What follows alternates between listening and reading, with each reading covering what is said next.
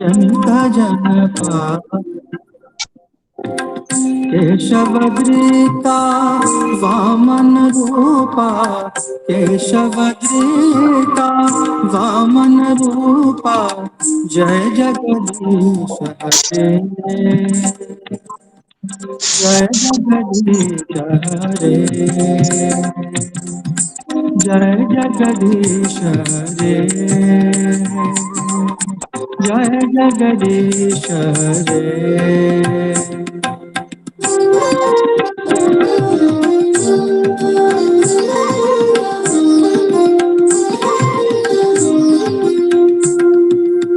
क्षत्रिय रुधिरमये जगदपगत पापम्, स्नपयसि पयसि शमित भवतापम्, स्नपयसि पयसि शमित भवतापम्।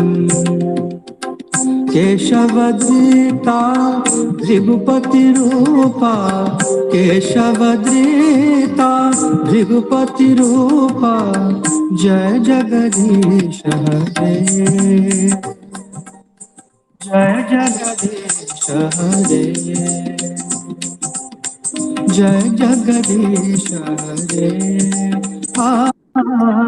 जय जगदीश हरे।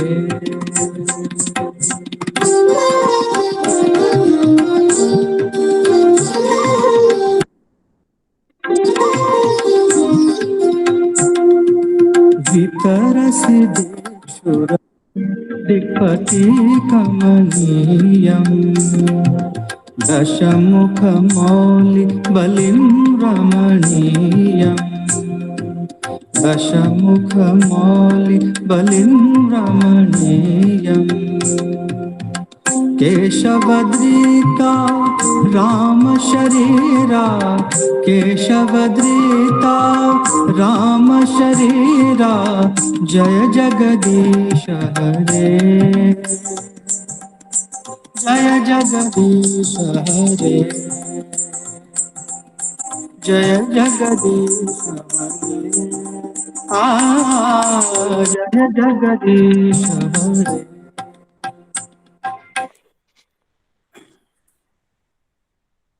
जय सिया राम, प्रणाम। जय सिया राम, प्रणाम प्रणाम। जय श्री राम, प्रणाम। आज के मंगलाचरण के लिए माननीय प्रधानाचार्य जी राजेंद्र मिश्र जी उपस्थित हैं। हम उनके चरणों में विनती करते हैं कि आज का मंगलाचरण वो करेंगे, और आप गुरुजनों को और समस्त वैष्णव जनों को साष्टांग प्रणाम करते हुए हम श्री मिश्र जी से निवेदन करते हैं कि आज का मंगलाचरण प्रारंभ करें। जय सिया राम। जय मिश्र जी को भी प्रणाम, हमारी ओर से उनका अभिनंदन, प्रणाम। कोटिशः प्रणाम श्री चरणों में। कांति सितामृशति निंदित शारदेन्दुर, यत्रैकतो विलसितामसितांग शोभाम्, वृंदावनेऽपि कृत यामुनगांग संगम, राधा मुकुंद युगलम तदहं नमामि। वृंदावने नित्य निकुंज भागे, कदम्ब जम्बू विटपान्तराले, सार्धं मुकुन्देन विराजमानं, स्मरामि राधा पदकंजयुग्मम्। भक्त भक्ति भगवंत गुरु चतुर्नाम वपुएक, तिनके पद वंदन किए नासत विघ्न अनेक। बोले बंसी वारे की जय, बरसाने वारी की जय। श्रीमद् भागवत महापुराण के इस दिव्य कथा के आयोजन में द्वितीय सत्र में सायंकालीन वेला में समुपस्थित सभी गुरुजनों, आचार्यों, भक्तजनों, संतों, महात्माओं सबके श्री चरणों में प्रणामांजलि निवेदन करते हुए मैं राजेंद्र मिश्र रीवा से आज की कथा की भूमिका के लिए निर्दिष्ट हूँ। सबके श्री चरणों में प्रणाम करके मैं अपनी निवेदन की बात रख रहा हूँ, अपनी विनती रख रहा हूँ। कल जैसा कि आचार्य त्रयों में पंडित नरोत्तम सेनापति प्रभु जी और पूज्य हरे कृष्ण प्रभु जी और पूज्य जयकांत शर्मा प्रभु जी, आप आचार्य त्रयों का हम लोग सौभाग्य से श्रवण करते आए हैं। आचार्य नरोत्तम सेनापति प्रभु जी ने कल भगवान की कथा का वर्णन करते हुए श्रीमद् भागवत के 10वें स्कंद के 11वें अध्याय में जहाँ भगवान की बाल लीलाएं चल रही हैं, उसका बहुत ही सरस वर्णन करते हुए कहा कि 2-3 श्लोकों की व्याख्या कल सुनने को मिली, जिसमें ये श्लोक हैं। बिभर्ति क्वचिदाज्ञप्तः पीठकोन्मान पादुकं बाहुक्षेपं च कुरुते स्वानां च प्रीतिमावहन् दर्शयंस्तद्विदां लोक आत्मनो भृत्यवश्यतां व्रजस्योवाह वै हर्षं भगवान बालचेष्टितैः। इन्हीं श्लोकों की व्याख्या में आचार्य प्रभु ने बहुत ही सुंदर दिग्दर्शन कराया और एक एक शब्द का रहस्य खोल करके समझाया कि भगवान अपने प्रेमी भक्तों के बस में रहते हैं और अपनी बाल लीलाओं से अपने प्रेमी भक्तों को आनंदित करते रहते हैं। किसी संत की वाणी है कि उन्होंने अपने भाव में कहा है कि भगवान प्रेम के ही माध्यम से, एकमात्र प्रेम से ही लभ्य होते हैं। गोपालाजिर करदमे विहरसे विप्राध्वरे लज्जसे ब्रूसे गोधन हुंकृतै स्तुति सतैर मौनम विधत्से पराम दास्यं गोकुल पुंशली सुकुरुसे स्वाम्यं नदान्तात्मसु जाने कृष्ण तवांघ्रि पंकजयुगम प्रेमैकलभ्यम। संत भगवान की वाणी है कि भगवान गोपाल आजिर करदमे विहर्षे, ग्वालों के कांधों कीच से सने हुए प्रांगण में विहार कर लेते हैं। विप्राध्वरे लज्ज से, ब्राह्मणों के यज्ञ में पधारने में उनको लज्जा आती है। ब्रूसे गोधन हुंकृतै सुति सतैर मौनम विधत्से पराम, गायों के हुंकार से, गायों के हंभारों को सुन करके बड़े प्रेम से बोल पड़ते हैं। लेकिन बड़े बड़े संत महात्मा ज्ञानी लोग वैदिक मंत्रों से आवाहन करते हैं, वहाँ भगवान नहीं पहुँचते। दास्यम गोकुल पुंशली सुकुरु से स्वाम्यम नदान्तात्मसु, और जो गोकुल की रमणियाँ हैं, गोपबालाएँ हैं, ब्रज की सीमंतिनियाँ हैं, उनके आह्वान में उनके पास चले जाते हैं। जैसा कि अभी वर्णन आया है कि गोपी भी स्तोभितो नृत्य भगवान बालवत क्वचित, भगवान गोपियों के द्वारा बुलाए जाने पर जरा सी छाछ के लिए नाचते हैं, नृत्य भी करते हैं। तो दास्यम गोकुल पुंचली सुकुरु से गोकुल की रमणियों के दास्यत्व को एक तरफ अंगीकार कर लेते हैं, लेकिन बड़े बड़े जो दांतात्मा संत हैं, बड़े बड़े उच्च कोटि के महात्मा हैं, उनके स्वामी भी बनना नहीं पसंद करते। स्वाम्यम न दांतात्मसु, इसलिए भक्त संत कहते हैं, जाने कृष्ण तवांग्रि पंकज हो प्रेमई कलभ्यम हूँ। हे कृष्ण, मैं जान गया कि आपके श्री युगल चरण जो है एकमात्र प्रेम से ही लभ्य हैं, प्रेम से ही प्राप्त होते हैं। इस प्रकार भगवान भृत्यवश्यताम, इसकी बड़ी सुंदर व्याख्या आचार्य प्रभु ने कल सुनाई। भाव विह्वल हो गए हम लोग, रोमांच कंटकित हो गए।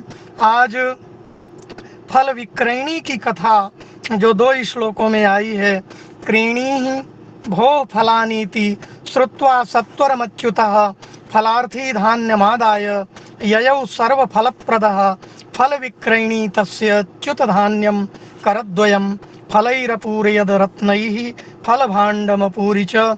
उस फल विक्रयणी के जो है टोकरी को भगवान ने रत्नों से भर दिया। तो भगवान प्रेम के भूखे हैं, प्रेम के अधीन हैं। इस प्रकार हम लोगों ने बड़ी सुंदर कथा का सरस चित्रण कल सुना। आज इसी फल विक्रयणी की कथा में हम लोग आचार्य प्रभु की सरस वाणी का रसास्वादन करेंगे। मैं आचार्य प्रभु नरोत्तम सेनापति जी के श्री चरणों में कोटिशः वंदन करते हुए, निवेदन करते हुए, विनती करते हुए प्रार्थना करते हैं कि आज आप अपनी दिव्य सरस वाणी से हम सभी जो है भागवत मकरंद मिलिंद में जुड़े हुए लोगों को रसाप्लावित करें। आपके श्री चरणों में बार बार प्रार्थना है। जय श्री राधे।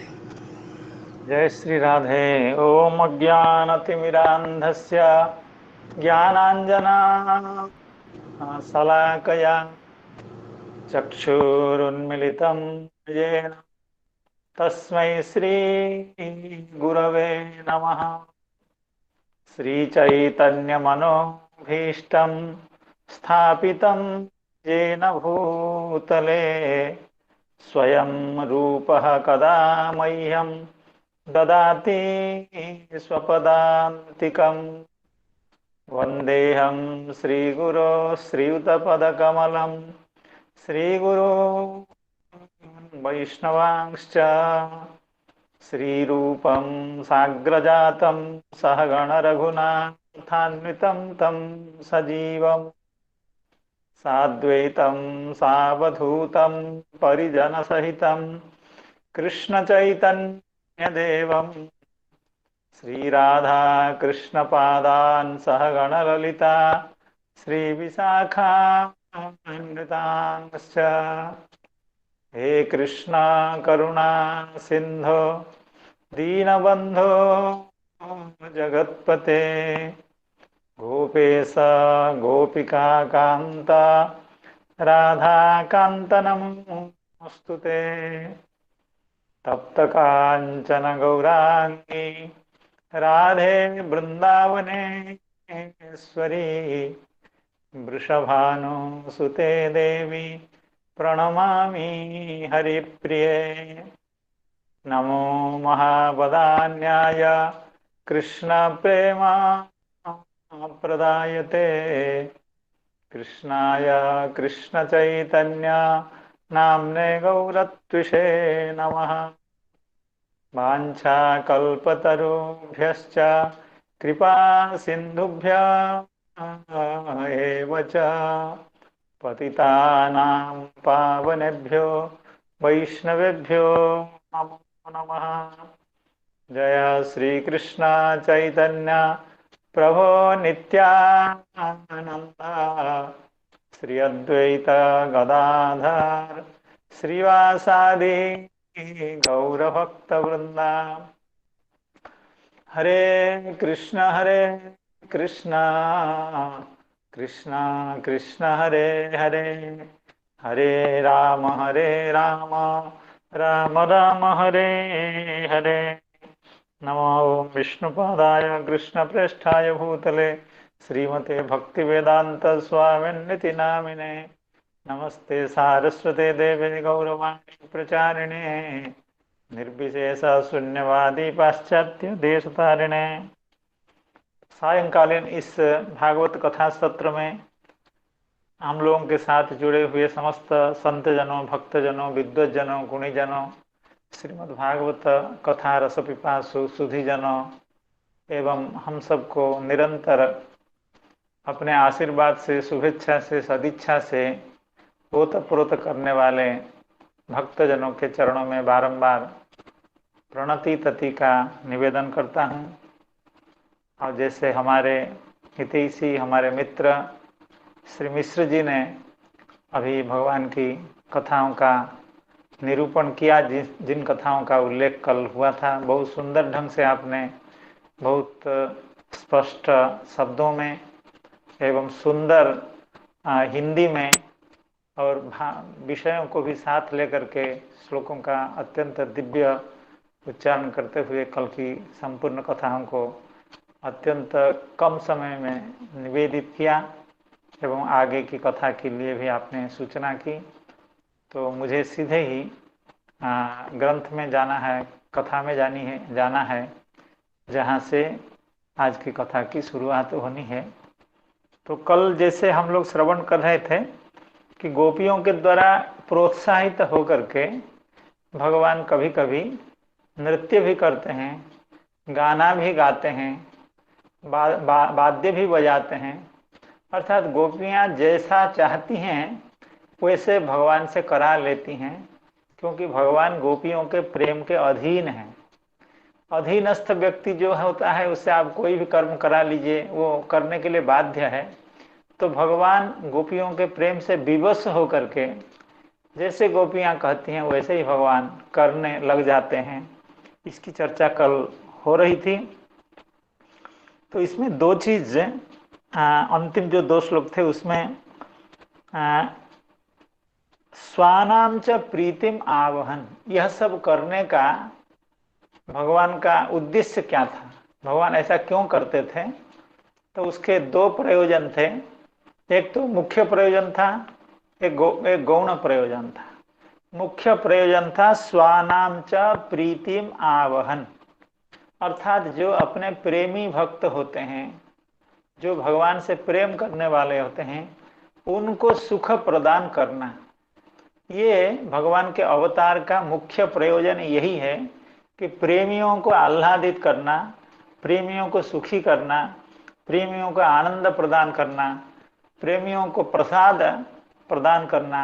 यह भगवान का अवतार का प्रथम प्रयोजन, मुख्य प्रयोजन है।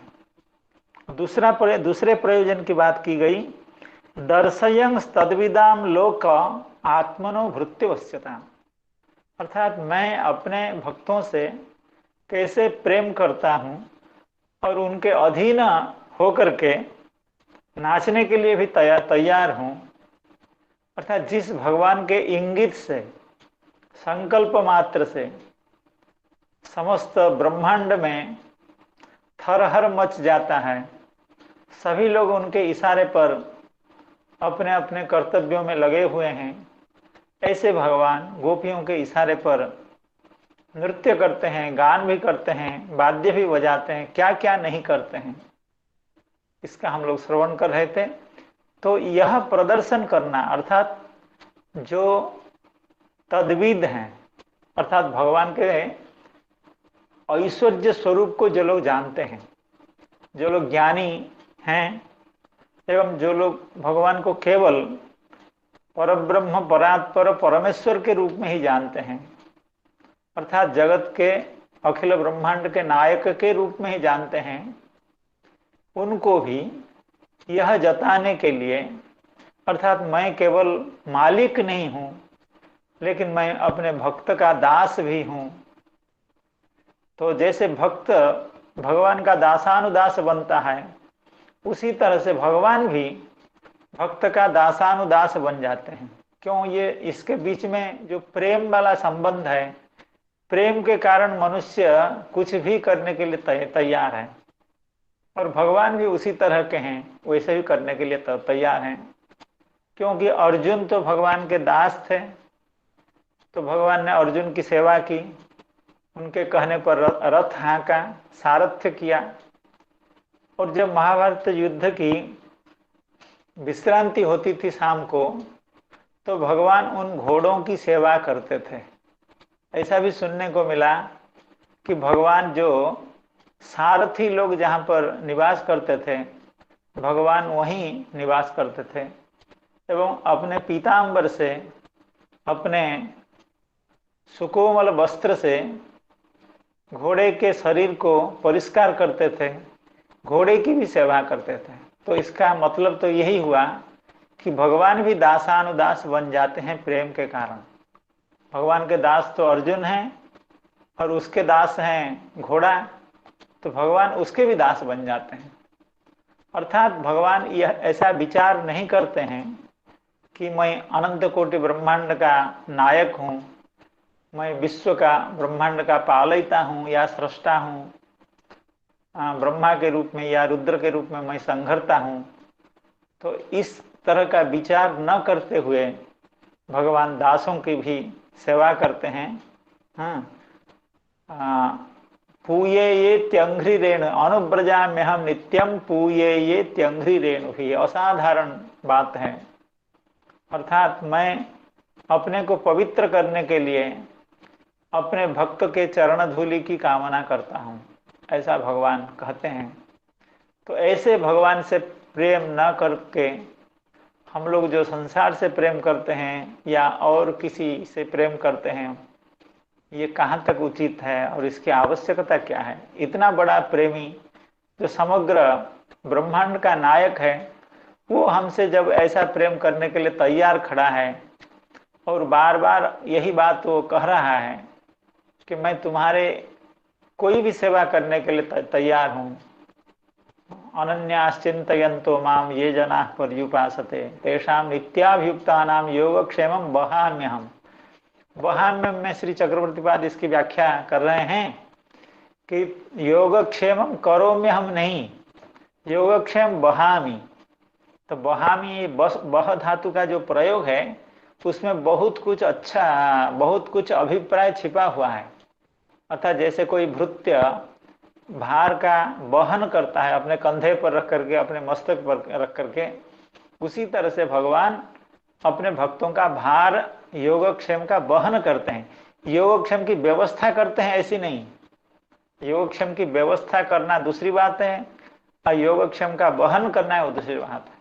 तो योगक्षेमम वहाम्य हम यहाँ बह धातु का प्रयोग करके श्री व्यासदेव ने यह सूचित किया कि भगवान भक्तों का भार वहन करते हैं, अर्थात खुद उसको अपने कंधे पर लेते हैं, अपने मस्तक पर लेते हैं, जबकि भगवान को ये सब लेने की जरूरत नहीं है। उनके संकल्प मात्र से सब कुछ संभव है, लेकिन अपने प्रेम के कारण, अपने सुख देने के लिए एवं सुख प्राप्त करने के लिए भगवान ऐसा करते हैं। तो हमारा यहाँ कल एक दो बातों पर श्री चक्रवर्ती पाद की जो व्याख्या है उस पर दो बातों पर हम लोग विचार कर रहे थे कि ब्रह्मादियों को भी यह जताने के लिए, अर्थात तद्विदाम लोके, अर्थात तद ऐश्वर्य विज्ञान ब्रह्मादीन इति, अर्थात ब्रह्मादियों को मालूम नहीं है, ब्रह्मा शंकर और भगवान के जितने बड़े बड़े भक्त हैं जो भगवान का ऐश्वर्य का महात्म्य भली भांति जानते हैं, वे भी उनको भी जताने के लिए कि मैं भृत्य भी बन सकता हूँ, मैं भृत्य का भृत्य भी बन सकता हूँ, इसको जताने के लिए भगवान ने ऐसी लीला की। क्योंकि यह लीला अत्यंत गोपनीय लीला है, क्योंकि कोई बहुत बड़ा आदमी, बहुत बड़ा मिनिस्टर है, बहुत बड़ा जज है, तो वो घर में लोगों के साथ कैसा बर्ताव करता है, कितना प्रेम करता है अपने बच्चों से, अपनी बीवी से, अपने मित्रों से, तो उसका पता उन लोगों को नहीं चलता है जो लोग उसको ऑफिस में देखते हैं। तो उसी तरह से भगवान के साथ जिनका ऑफिशियल संबंध है, वे लोग भगवान के माधुर्य, मधुर स्वरूप को, भगवान के माधुर्य को नहीं देख सकते हैं, अनुभव नहीं कर सकते हैं, तो उनको भी यही जताने के लिए कि मैं केवल मालिक ही नहीं हूँ, मैं प्रेमी भी हूँ, मैं भृत्य भी हूँ, मैं अपना भक्त का सेवक भी हूँ। दर्शयंस तद्विदाम लोके आत्मनो भृत्य वश्यताम, भगवान अपने भृत्य का वश्य हैं। इस बात को कहने के लिए, इस बात का प्रकाश करने के लिए, इस बात का ढिंढोरा पीटने के लिए, इस बात को पूरे ब्रह्मांड में प्रकाशित करने के लिए भगवान ने इस तरह की लीला की। और पहले अध्याय में भी, नवम अध्याय में भी कहा गया, एवं संदर्शिता अह्यंग हरिणा भृत्यवश्यता, सब जगह भृत्यवश्यता यह बात आती है। तो एक तो बात यह हो गई कि भगवान ने इन लीलाओं का विधान अनुष्ठान इसलिए किया कि सब लोग जाने कि मैं प्रेमी भी हूँ, मैं केवल शासक हूँ, प्रशासक हूँ, ऐसा नहीं, मैं प्रेम भी मुझे करने आता है। इसलिए तुम लोग हमसे प्रेम करने पर कोई घाटे में नहीं रहोगे, अर्थात मैं केवल प्रशासक नहीं हूँ, मैं प्रेमी भी हूँ, इस बात को जताने के लिए। और दूसरी एक बात हम कहना चाह रहे थे कल, ये भगवान की जो लीला है ये केवल अनुकरण मात्र नहीं है। श्री चक्रवर्ती पाद कह रहे थे, न एतत् अनुकरणत्वेन व्याख्येयम्, अर्थात भगवान ये अनुकरण करते हैं, अर्थात ये ड्रामाबाजी करते हैं, अर्थात भक्तों को संतुष्ट करने के लिए, आनंदित करने के लिए। जैसे सिनेमा में, ड्रामा में लोगों को एंटरटेन करने के लिए, लोगों को सुख, सामूहिक सुख देने के लिए कोई व्यक्ति पुरुष स्त्री बन जाता है, स्त्री पुरुष बन जाता है, या विभिन्न चरित्र का अभिनय करते हैं। तो यह भगवान का कोई अभिनय नहीं, ये सत्य लीला है। कहने का मतलब यह हुआ, ये ड्रामा जैसे भगवान ये नहीं करते हैं, ये वास्तविक है। आगे वास्तविक का क्या मतलब हुआ ना, वास्तविक का यहाँ तक मतलब हुआ, वास्तविक का यहाँ तक मतलब हुआ, जैसे कल हम उस पद्य का उल्लेख कर रहे थे, प्रपंचम निष्प्रपंचोपि विडम्बयसि भूतले प्रपन्न जनतानंद संदोहम प्रथितुम प्रभो। बहुत प्रसिद्ध श्लोक है, और भगवान ब्रह्मा की जो स्तुति है, उस स्तुति के अंत में ब्रह्मा जी भगवान की स्तुति करते हुए कहते हैं, प्रपंचम निष्प्रपंचोपि विडम्बयसि भूतले। यद्यपि आप निष्प्रपंच हैं, अर्थात माया का लेस मात्र संपर्क आपके साथ नहीं है, लेकिन आप प्रपंच को विडम्बयसि, अर्थात प्रपंच का अनुकरण करते हैं। इसका क्या मतलब हुआ, क्यों करते हैं? प्रपन्न जनतानंद संदोहम प्रथितुम प्रभो, वही बात यहां भी कह रहे हैं, प्रपन्न जनतानंद, अर्थात आपके चरण कमलों में प्रपन्न जो जनता है, प्रपन्न जो भक्त समूह हैं, प्रपन्न जो प्रेमी समूह हैं, उनके आनंद संदोह को प्रथितुम, उनके आनंद समुद्र को बढ़ाने के लिए, उनके आनंद को व्यापक बनाने के लिए, उनके आनंद की परिवृद्धि के लिए आप ये सब लीला करते हैं। क्या करते हैं ना, निष्प्रपंच होकर के भी प्रपंच को, प्रपंचम निष्प्रपंचोपि विडम्बयसि, अर्थात निष्प्रपंच होने पर भी आप प्रपंच का अनुकरण करते हैं। तो इसका यह मतलब हुआ, जैसे हम अभी कह रहे थे, ये कोई ड्रामा नहीं है, ये सही है, ये वास्तव में भगवान बालक बन जाते हैं। बालक बनने का अभिनय नहीं करते हैं, या डरने का अभिनय नहीं करते हैं। जब मैया छड़ी लेकर के आती है पीटने के लिए, या रज्जू लेकर के आती है बांधने के लिए, भगवान वहाँ भागते हैं या डरते हैं, मृषा दृशाश्रु, अर्थात भगवान भयभीत हो जाते हैं। तो ये कोई भगवान का नाटक नहीं है, सही में भगवान भयभीत होते हैं। क्योंकि अगर भगवान ये नाटक किए होते तो ब्रह्मा रुद्रादि जो बड़े बड़े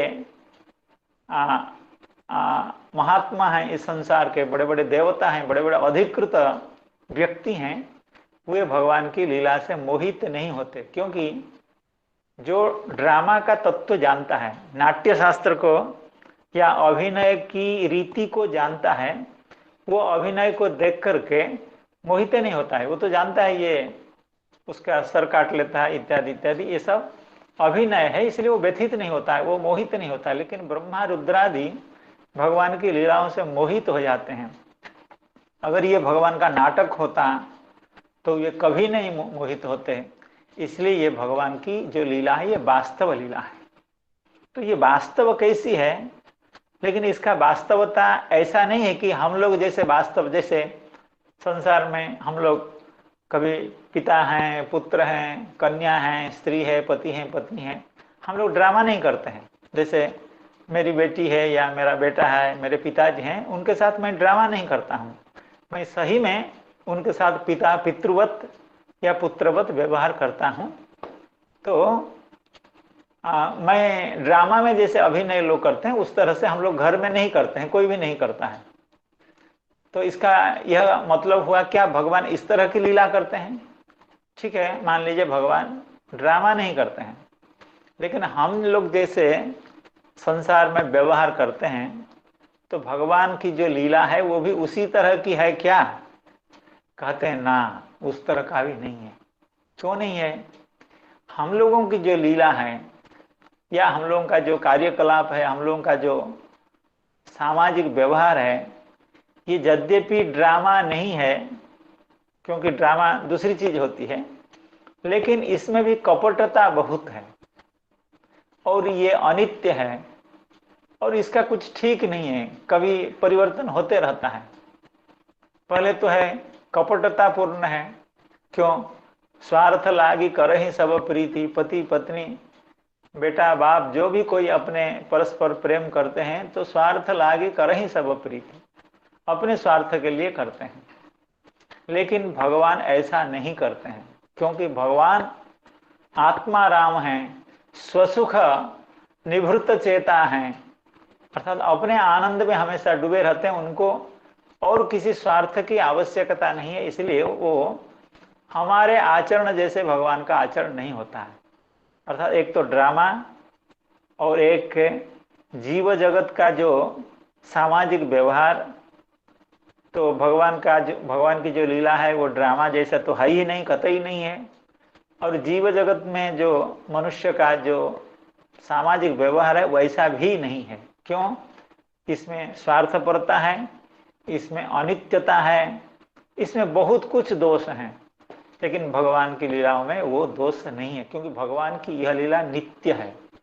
बार बार हम लोग इसी बात के ऊपर जोर देते हैं, भगवान की लीला नित्य है, भगवान की प्रत्येक लीला नित्य है। क्योंकि यह सिद्धांत है भक्तों का कि वृंदावन में भगवान की लीला नित्य होती है। केवल प्रकट और अप्रकट होने की बात है। जैसे इस ब्रह्मांड में, इस त्रिलोक में सूर्य भगवान नित्य रहते हैं। शाम को वे भले ही अस्तमित हो जाते हों, सुबह भले ही उदित होते हों, लेकिन वे नित्य वर्तमान हैं। केवल उदय होने की और अस्त होने की बात उसमें आ जाती है। तो उसी तरह से भगवान की लीलाएं नित्य हैं, केवल वो लीला प्रकट में आ जाती है और कभी अप्रकट हो जाती है भगवान के संकल्प से, भक्तों के संकल्प से, भक्तों की कुछ सुख देने के लिए। इतना ही मात्र तात्पर्य है। लेकिन भगवान की लीला हमारे कार्यकलाप के जैसे अनित्य नहीं होती है। इसलिए श्री चक्रवर्ती पाद इसको कह रहे हैं, बारंबार इस बात को कह रहे हैं, न एतत् अनुकरणत्वेन व्याख्येयम्। यद्यपि दिख रहा है अनुकरण जैसा, लेकिन यह अनुकरण नहीं है। यह लीला दिव्य है, यह लीला नित्य है और यह लीला कोई ड्रामा नहीं है। और इस लीला को समझना इतना आसान भी नहीं, क्योंकि भगवान ने स्पष्ट शब्दों में कह दिया, जन्म कर्मे चमे दिव्यम एवं यो वेत्ति तत्वतः। तो हमारा जो जन्म और कर्म है वो दिव्य है, वो कोई कर्माधीन नहीं है, वो कोई जागतिक या माया गुणों से प्रेरित नहीं है, इसीलिए भगवान का जन्म कर्म दिव्य है, और भगवान के इस दिव्य जन्म कर्म की लीलाओं को जो समझ जाता है वो उसकी सद्गति हो जाती है, अर्थात वो भगवत धाम में चला जाता है, भगवान को प्राप्त करता है, संसार बंधन से मुक्त हो जाता है। तो यहाँ तक की बात कह करके, जैसे श्री शर्मा जी मिश्र जी आज निर्देश कर रहे थे, उस लीला में हम लोग प्रवेश करना चाहेंगे। क्रीणी ही वो फलानीति। तो इस श्लोक में कहा गया, ब्रजस्योवाह वै हर्षम भगवान बाल चेष्टित, अर्थात भगवान श्री नंदनंदन, भगवान श्री यशोदानंदन अपने बाल चेष्टितों के द्वारा, बाल चेष्टित का मतलब है बाल चेष्टाओं के द्वारा, अर्थात बाल लीलाओं के द्वारा ब्रजस्योवाह वै हर्षम, संपूर्ण ब्रजमंडल का हर्ष को, आनंद को उत्पादित किया, आनंद को प्रकाशित किया। ये केवल कल परसों हम लोग श्रवण कर रहे थे। ब्रज में जो गोपजन है, गोपीजन है, केवल उन्हीं का नहीं, ब्रज में जो पशु पक्षी हैं उनका भी आनंद भगवान ने विधान किया। और नंद बाबा के जो परिकर थे, जो भृत्य थे, उनको भी उसी तरह से आनंद दिया जैसे अन्य स्वजनों को, अपने परिजनों को, अपने बंधुजनों को भगवान जैसे आनंद देते थे। केवल इतना ही नहीं, जो जो जो जो जो अन्य जात के जो लोग रहते थे, ब्रज से थोड़ी सी दूरी पर रहते थे, गोकुल से थोड़ी सी दूरी पर रहते थे, जैसे फल विक्रयणी है, वो कोई गोप जाति की नहीं है, वो निम्न जाति की है। वो फल संग्रह करती है और फल बिक्री करती है, लेकिन वह भी भगवान के कृपा से चरितार्थता को प्राप्त करती है, भगवत प्रेम को प्राप्त करती है। तो उस लीला का वर्णन अब श्री सुखदेव गोस्वामी कर रहे हैं। बाल चेष्टित, अनंत भगवान की बाल चेष्टित हैं, बाल लीलाएं हैं। तो उसमें से यह एक अत्यंत मधुर लीला है। भगवान खरीदारी करने लगे, अर्थात भगवान बाजार में भी जाने लगे। लोगों को बड़ा उत्साह होता है कि बाजार में जाएं, तो भगवान को भी उत्साह है कि हम भी खुद बाजार करें, खरीदारी करें, क्योंकि पिता माता बाबा मैया जो कुछ ला के देते हैं हम उसको खा लेते हैं, उससे लोगों को संतोष नहीं होता है, मैं खुद कुछ करूं। तो इस तरह की कामना से भगवान ऐसा मौका सोच रहे थे कब मैं खुद बाजार करूं, अर्थात बाजार करूं का मतलब खरीदारी करूं। तो वह मौका आज आ गया। क्रीणी ही वो फलानीति श्रुत्वा सत्वरमच्युतः, फलार्थी धान्यमादाय ययौ सर्वफलप्रदः। क्रीणी ही भो फलानीति श्रुत्वा सत्वरमच्युतः। अभी भगवान अपने घर में विश्राम कर रहे थे, कुछ नटखट कर रहे थे, तो रास्ते में ऐसे सुनाई दिया, फलानी क्रीणी ही, फल लो रे फल, फल खरीदो रे फल। कई सारे फल हैं, फलों का नाम लेकर के वह फल विक्रयणी रास्ते में आवाज दे करके जा रही थी एवं फल विक्रय कर रही थी एवं लोगों को फल खरीदने के लिए उत्साहित कर रही थी। क्रीणी ही, आप आकर के खरीद लो फल, फल लो रे फल, फल खरीदो रे फल। क्रीणी ही भो फलानी इति श्रुत्वा सत्वरमच्युतः, ये आवाज भगवान के कान में आ गई। तो तुरंत भगवान खूब प्रम्प्ट होकर के यथाशीघ्र भगवान से वहां दौड़ने लगे, वहां से, अर्थात फल खरीदना है भगवान को। और अभी शायद मैया बाबा घर में नहीं है, अब पूरी स्वतंत्रता है घर में, और खुद खरीदारी करेंगे, किसी के अधीनता में नहीं, किसी के मार्गदर्शन में नहीं, खुद खरीदारी करेंगे। तो बहुत उत्साहित हो गए उस फल विक्रयणी की इस बात को सुन करके कि आप लोग जिसको चाहिए फल खरीद लो। क्रीणी ही वो फलानीति श्रुत्वा सत्वरमच्युतः, भगवान सत्वर हो गए, अर्थात त्वरा युक्त हो गए, अर्थात खूब जल्दीबाजी में घर से निकल गए। कैसे? फलार्थी धान्यमादाय भगवान फलार्थी हैं।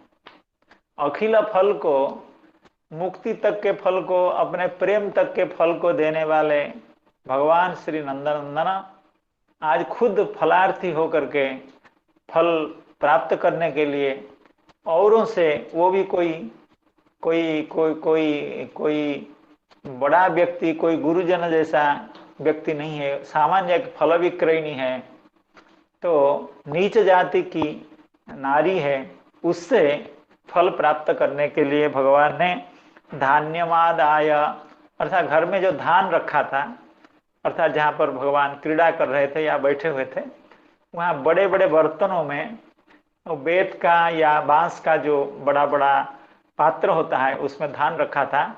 उसमें 2 हाथों में धान भर करके भगवान चल दिए रास्ते में, जहाँ पर वो फल विक्रयणी चिल्ला चिल्ला करके आवाज दे करके जा रही थी कि फल क्रयण करो। फलार्थी अर्थात भगवान श्री कृष्णचंद्र धान्यम आदाय, उस धान्य के पात्र से, बर्तन से धान लेकर के ययौ सर्व फल प्रद, समस्त फल को देने वाले भगवान आज फल प्राप्त करने के लिए अपने घर से धान्य, 2 मुट्ठी धान्य, यानी अपने हाथ में, दोनों हाथ को जोड़ करके जितना धान हाथ में आ सकता है उतना धान लेकर के भगवान चल दिए। अब इसकी व्याख्या थोड़ा सा हम लोग पढ़ लेते हैं। श्री जीव गोस्वामी पाद इस पर क्या कह रहे हैं।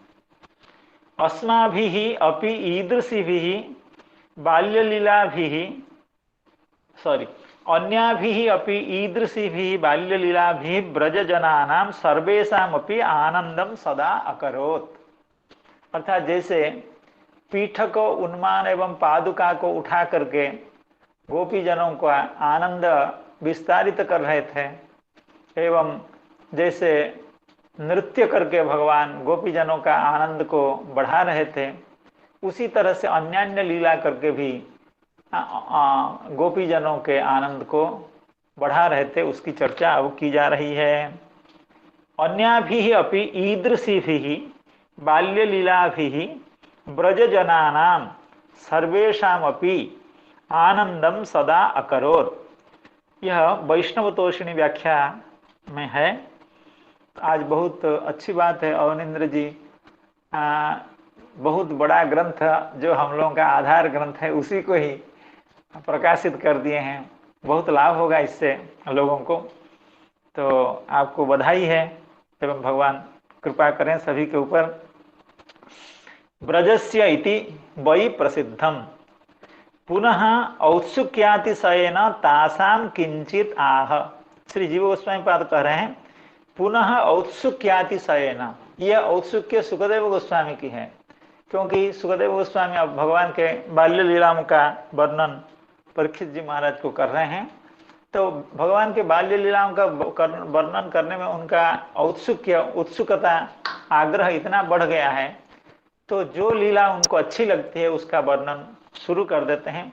वो चाहे क्रमिक हो या क्रम को छोड़ करके हो। तो यह लीला शायद क्रमिक नहीं है, अभी जीव गोस्वामी पाद कहेंगे इसको। पुनः औत्सुक्यातिशयेन तासाम किंचित आह। तासाम माने उन लीलाओं में कुछ और लीला, अर्थात भगवान बाल चेष्टित ही, बाल्य लीला अनेक लीला भगवान कर रहे थे, तो उन लीला में कुछ एक लीलाओं का निरूपण अभी किया जा रहा है। त्रीणी ही भो फलानीति 10.5 10.5 श्लोकों में, 10 श्लोक एवं हाफ श्लोक, 10.5 श्लोकों में इस लीला का वर्णन या आनुषंगिक जो लीला है उनका वर्णन किया जा रहा है।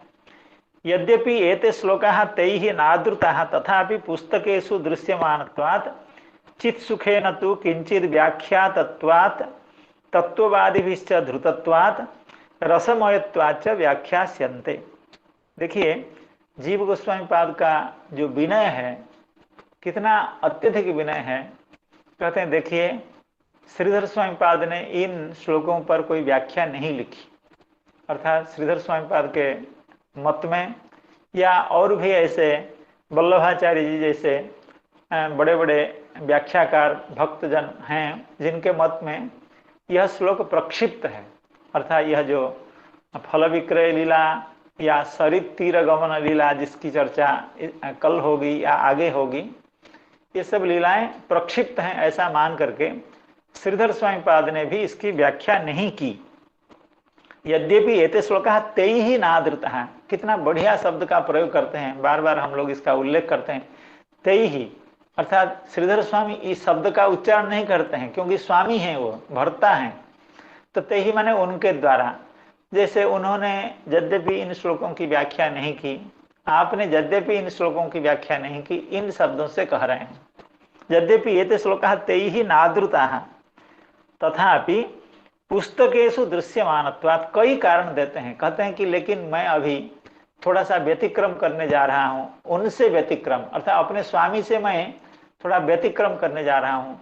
स्वामी ने तो इसका उल्लेख नहीं किया, इसकी व्याख्या नहीं की या इन श्लोकों का आदर नहीं किया, लेकिन मेरी इच्छा है या मुझे लग रहा है कि इन श्लोकों की व्याख्या होनी चाहिए, इसलिए मैं इन श्लोकों की व्याख्या में प्रवृत्त हो रहा हूँ। उसके कई कारण देते हैं। क्या कारण है? पुस्तकेषु दृश्यमानत्वात्, क्योंकि श्रीमद् भागवत ग्रंथ का जो उपलब्ध उस समय था श्री जीव गोस्वामी पाद को, और हम लोगों को भी अभी उपलब्ध है, तो उसमें ये श्लोक विद्यमान हैं, दृश्यमान हैं। और चित्सुखे न तो किंचित व्याख्यातत्वात्, एवं चित्सुखाचार्य जो प्राचीन व्याख्याकार हैं, ये मालूम नहीं श्रीधर स्वामी पाद से पहले हैं या बाद में है, मैंने इसका सोचा नहीं है, लेकिन चित्सुखाचार्य प्राचीन व्याख्याकार हैं, उनके द्वारा भी कुछ कुछ इसकी व्याख्या की गई है। इन श्लोकों का जिनका अभी विवरण दिया जा रहा है, इनकी व्याख्या चित्सुखाचार्य ने भी कुछ अंश में किया है। और तत्ववादिभिश्च धृतत्वात्, और जो भगवान के तत्व को जानते हैं, श्रीमद् भागवत के तत्व को, गूढ़ रहस्य को जो जानते हैं, उन्होंने भी इसको यत्र तत्र इन श्लोकों का उल्लेख किया है, तत्ववादिभिश्च धृतत्वात्। और सबसे बड़ी बात है रसमयत्वाच्च, और इन लीलाओं में बहुत बड़ा रस है, बहुत अत्यधिक रस है। और भगवान अनंत हैं, हरि अनंत, हरि कथा अनंत, उनकी लीला भी अनंत है। अगर एक दो लीला नई आ गई जिसको कुछ लोग प्रक्षिप्त मानते हैं, और उन लीलाओं में अगर रस प्रकटित होता है, भगवान के प्रति हम लोग का उत्साह अगर बढ़ता है, भगवान के प्रति प्रेम बढ़ने की अगर संभावना बनती है, तो क्या समस्या है उन श्लोकों का आदर करने में या उन श्लोकों का चिंतन करने में, उनकी व्याख्या करने में। इस भाव से श्री जीव गोस्वामी पाद इन श्लोकों की व्याख्या करना चाहते हैं। तो आगे ये भी कहते हैं, अत्र बहुषु नाना पाठत्वे नाना क्रमत्वे सत्यपि गौड़ादि देशीय सत संप्रदाय दृष्टिया क्रम पाठ विशेषो ध्रियेते। श्री जीव गोस्वामी पाद का कहना है, ये जो श्लोक अभी आगे आने वाले हैं, क्रीणी ही वो फलानिति इत्यादि सार्ध 10 श्लोक हैं, तो इन श्लोकों में थोड़ा सा क्रम में इधर उधर हो सकता है या पाठ भेद हो सकता है, किसी शब्द के जगह पर कोई और शब्द या किसी श्लोक को आगे पीछे भी हो सकता है, क्योंकि ये कई तरह से इसका पाठ मिलता है। लेकिन हम श्री जीव गोस्वामी पाद कह रहे हैं गौड़ादि देशीय सत्संप्रदाय दृष्टिया, अर्थात गौड़ देश में, अर्थात बंगाल के क्षेत्र में जहाँ पर महाप्रभु का अवतार हुआ था, एवं जहाँ जिसको गौड़ देश कहते हैं, उस देश में जिस तरह का पाठ है, उसी तरह के पाठ को सामने रख करके, मूल में रख करके हम उनकी व्याख्या करना चाहते हैं। तत्र स्वानाम प्रीतिदातृत्वम किंग वर्णनीयम। देखिए, इससे पहले जो श्लोक था, ब्रजस्यो बाहवै हर्षम भगवान बालचेष्टितैः बाहुक्षेपम च कुरुते स्वानाम च प्रीतिमावहन।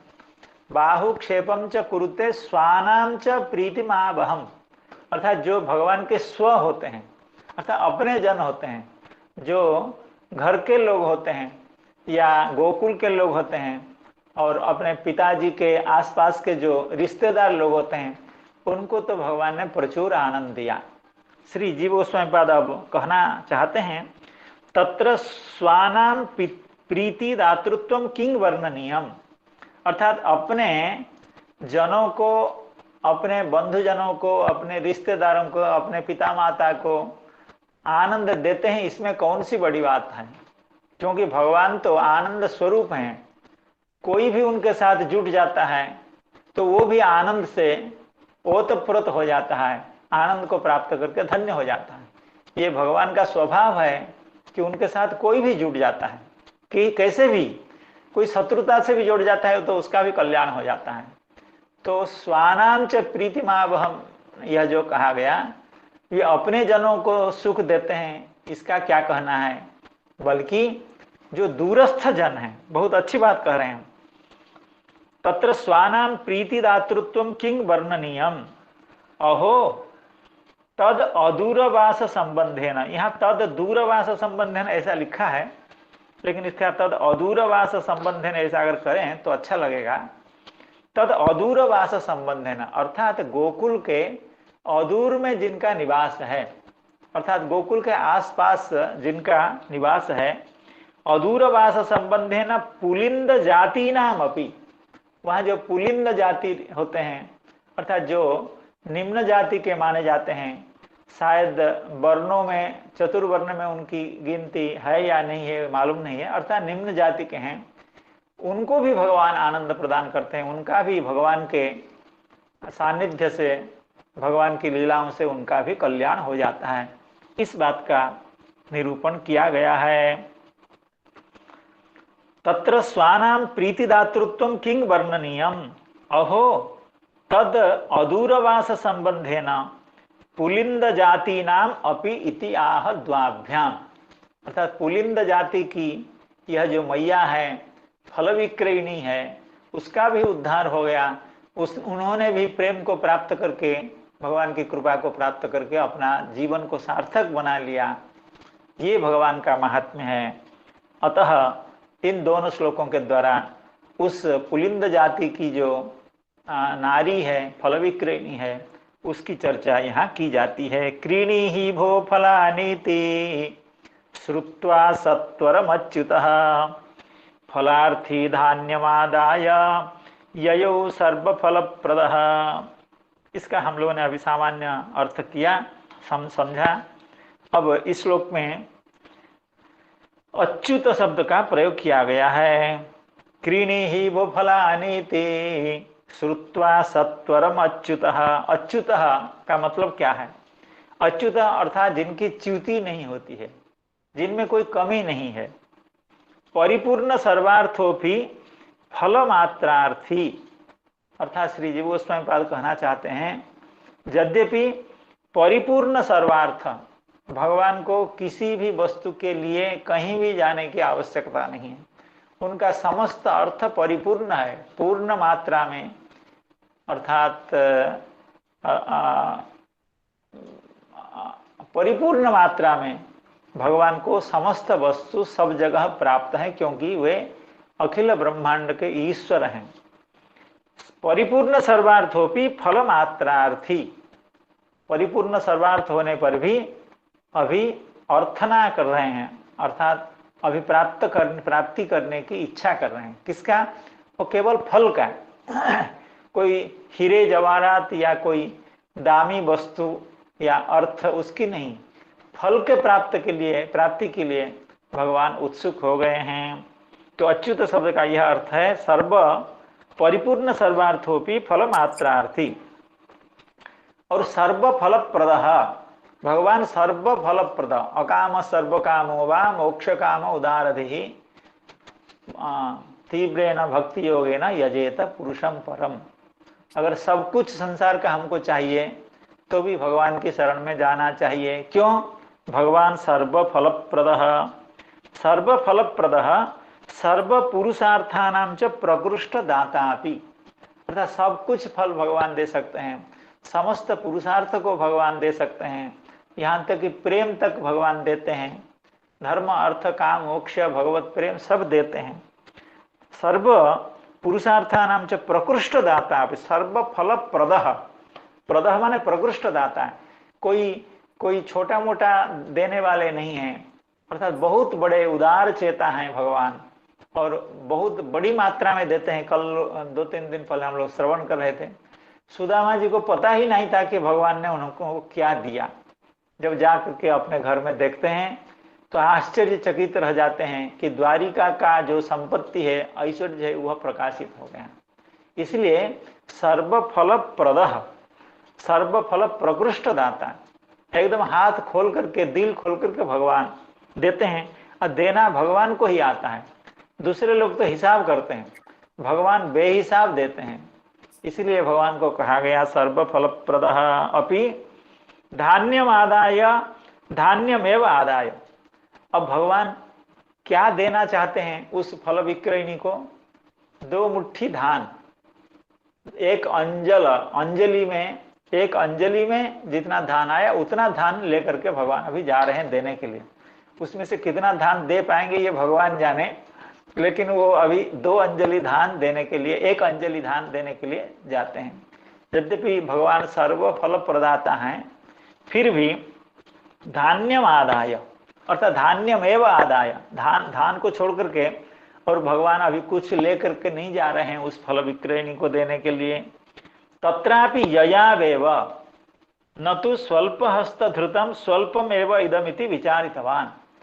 ठीक है, जीव उसमें बात कह रहे हैं, भगवान ने क्रीणी ही वो फलानी ऐसा सुन करके उत्साहित हो गए, और धान, एक अंजलि में धान भर करके, 2 हाथ में धान भर करके लेके जा रहे हैं। लेकिन ये जब भगवान हैं तो उनको थोड़ा सा विचार करना चाहिए कि मैं ये क्या कर रहा हूँ, कि मैं तो सर्वफलप्रद हूँ, धर्म अर्थ कामों के सब कुछ दे सकता हूँ, मैं ये 1 अंजलि धान लेकर के जा रहा हूँ, ये क्या है? जी गोस्वामी पाद कह रहे हैं तत्रापि ययावेव, अर्थात भगवान ने बाद में यह अपने को करेक्ट भी नहीं किया, अपने को सुधारे भी नहीं कि हमको ऐसा नहीं करना चाहिए। ययावेव न तो स्वल्प हस्त धृतम स्वल्पमेव इदम, मेरे इतने छोटे छोटे से हाथ हैं और इन हाथों में कितना धान आएगा, ऐसा भगवान ने सोचा भी नहीं।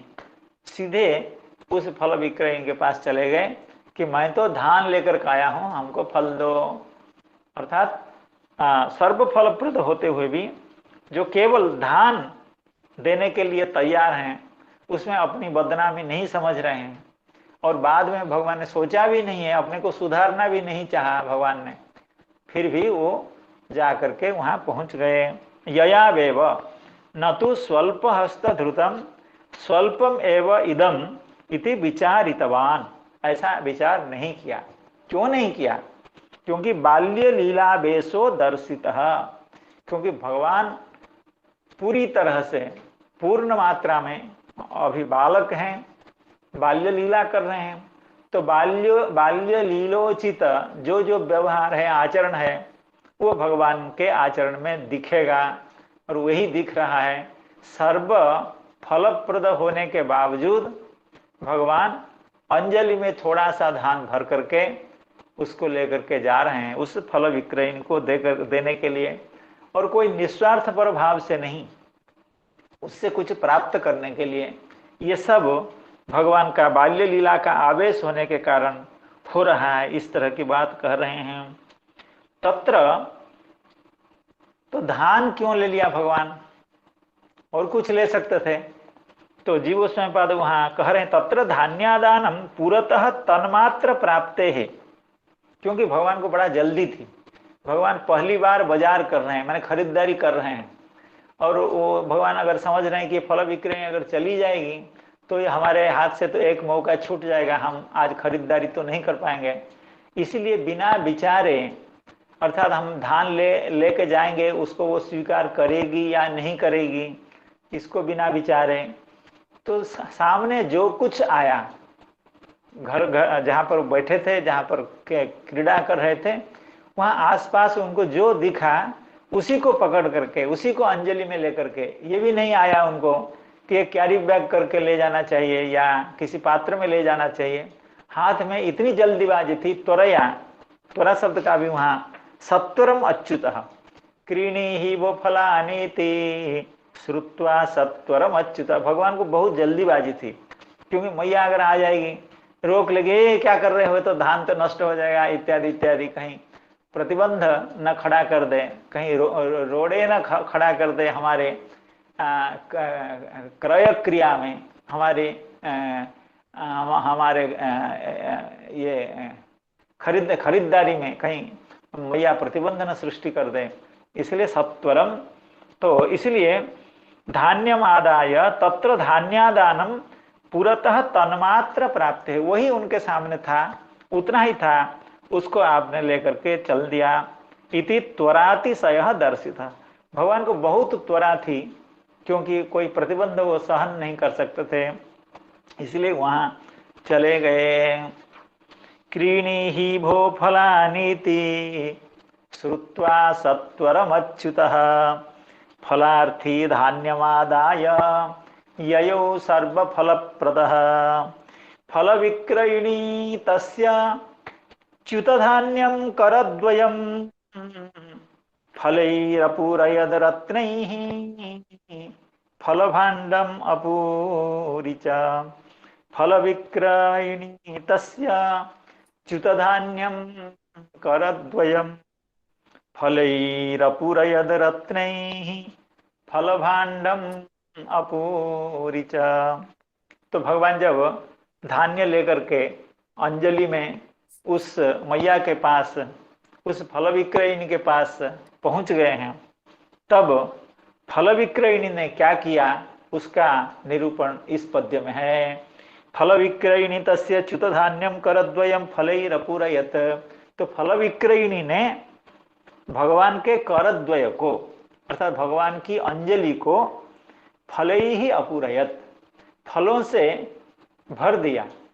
तो मैया ने ऐसा खरीदारी करने वाला ग्राहक आज तक कभी नहीं देखा था। पहले बार ऐसा एक विचित्र